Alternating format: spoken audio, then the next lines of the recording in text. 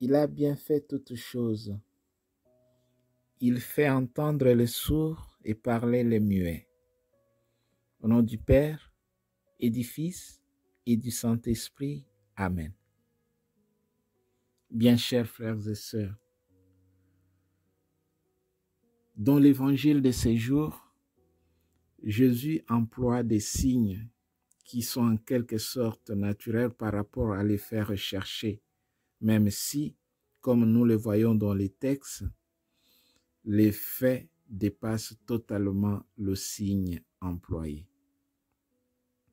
Dans ce miracle du sourd-muet, nous trouvons en outre une image de l'action de Dieu dans les âmes.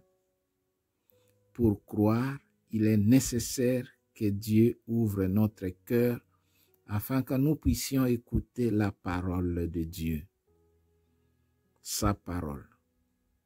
Ensuite, comme les apôtres, nous pourrons annoncer par la parole les magnalia Dei, les merveilles divines.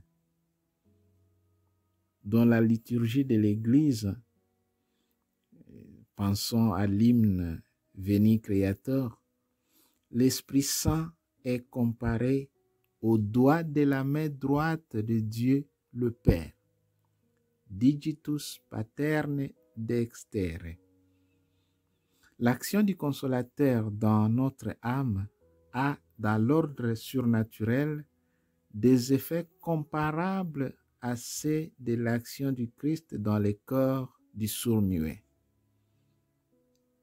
Prions aujourd'hui afin que nous aussi, nous soyons touchés par la force, par la grâce et la bénédiction divine que Jésus nous a apportée.